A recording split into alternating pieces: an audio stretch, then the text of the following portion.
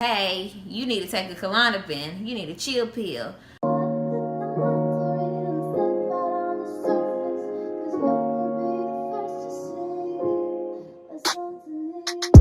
Hey y'all, Ebony here, and today I'm going to be talking about Klonopin. Before I get into this, if you're new to the channel, go ahead and hit that subscribe button and hit the bell for notifications so you can know when I upload a new video. Klonopin or clonazepam is a benzodiazepam, which is just the type of medication it is, and it's used for a variety of different conditions like anxiety, panic disorders, and seizures. I take Klonopin for anxiety, so I do have anxiety among other things, and my prescription is written for me to take 0.5 milligrams twice daily as needed for anxiety. So I'm definitely not on a high dose of it. I'm in some mental health group chats, and I know some people they take a lot of it, but not me. I just am written to take ultimately 1 milligram in a whole day. I have taken 2 of my tablets at one time before. Really, I took one of the tablets, which is 0.5 milligram, and it didn't do anything. So maybe an hour later, I took another tablet, and then that did something. That amount did actually help me to chill out, but I don't really do that often. I try to take it how it's prescribed to me, because that's how it's written. Shit, I try to follow what is recommended, and if I ever felt the need, like, oh, this is not working, I would go to the doctor and let them know, hey, I need a stronger prescription. I've had my prescription for Klonopin for probably about 2 years now, but I really just started using it like regularly or more frequently here in the past probably 6 months. I take the Klonopin when I feel anxiety and my techniques that I use to try to ease my anxiety are not working. I also take the Klonopin when I'm feeling certain things that I know are like part of my bipolar disorder. Like, I will take the Klonopin sometimes when I'm manic to help me to calm the fuck down. Really, I'll get really worked up and really antsy, and so it just helps me to chill out sometimes when that happens.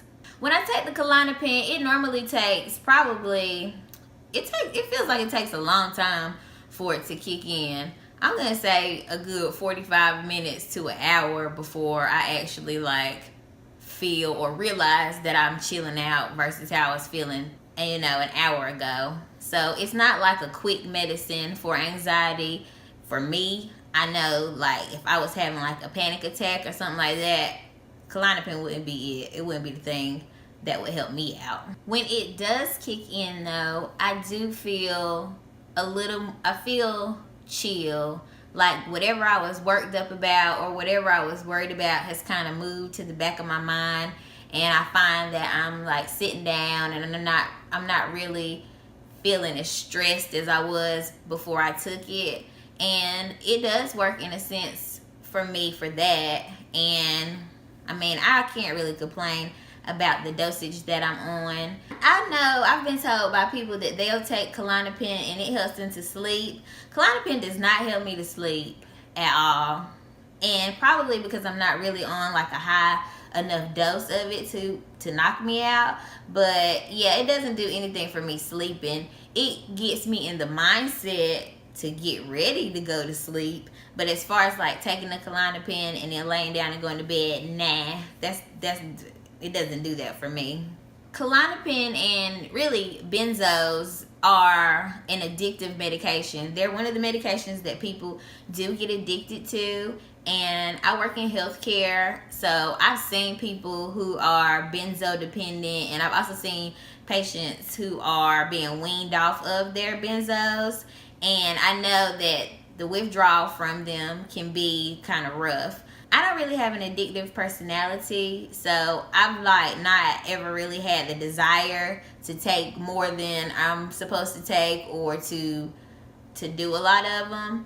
But I can see how someone might enjoy the feeling of it enough to maybe want to use it more regularly. I can see how people become dependent on it for sure. I also know that Klonopin is used as a party drug, like people that take Klonopin and go out. The first time I actually heard of Klonopin was like years and years ago, before I lost my mind. It was a girl at the bar I was at, and she was like fucked up, and she said, I remember her snickering, and she was like, girl, I took a Klonopin.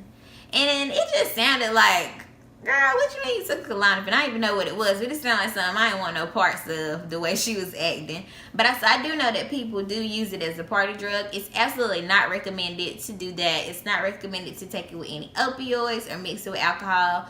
You guys already know this, I'm sure, that you know, don't do that. Overall, my experience and my feelings about Klonopin, I think that it's a good medication for anxiety if you take it how it's prescribed, and if you're like really conscious of the fact of when you're taking it. Like if you notice that, hey, I feel fine, but I'm taking it Klonopin anyway, then maybe, you know, you should reevaluate your need for it. But if you do truly have anxiety, it can absolutely help you. I don't take the Klonopin every day. I actually rarely use it. Like, I don't even really all the time realize, hey, you need to take a Klonopin. You need a chill pill. I've had the prescription for, like I said, 2 years, and I really only started taking it in the past 6 months. But there have been times like in the 2-year span where I really should have took the Klonopin, but it was just like I didn't even think to take it. I would just be like an internal mess going on, and I wouldn't even think to take it. Like, it was like the last thing on my mind. And then when I started realizing, hey, this is a situation in which you should probably take a Klonopin, that really helped me out a lot. And if I'm like really like, then I'll go ahead and take a Klonopin. But yeah, for the longest time, I just didn't take them, even though I had them. I don't know what was wrong with me. Because people abuse Klonopin and benzos, going to the doctor and saying, I want some Klonopin, is not a good idea, because they're automatically probably going to think you're like drug seeking. So, you know, if you really feel like you have anxiety and Klonopin is the medication that might work for you, go to the doctor and explain to them that you have anxiety, and like really explain in detail what your anxiety is like, and that will help them to determine if Klonopin is a good medicine for you. And also, you can tell them, I'm interested in trying Klonopin to help. And I mean, it's really messed up that like certain medications that we take for our mental illness and different conditions get abused, because when you just a regular old non-drug seeking person and you go to the doctor, sometimes they do like come at you like you drug seeking, or they'll prejudge you like, oh, she's drug seeking. But you just gotta, you know, be confident about what you got going on and let your provider know, hey, I need help. First psychiatrist that I was referred to be evaluated before my bipolar diagnosis and all of that, like when I called to make the appointment, they were like, just want to let you know, we do not write benzos. Like, they said that before they even got my name and date of birth. They just straight up, we do not write benzos. And even though I wasn't really trying to get benzos, I wasn't feeling that. So I did not go to that psychiatrist, because what if benzos is right for me? You know, what if Klonopin is the right for me, and you telling me from the get-go you're not open to all the treatment options for me? And that really turned me off of that psychiatrist. But it just goes to show you the reputation that Klonopin has as far as like people becoming addicted to it.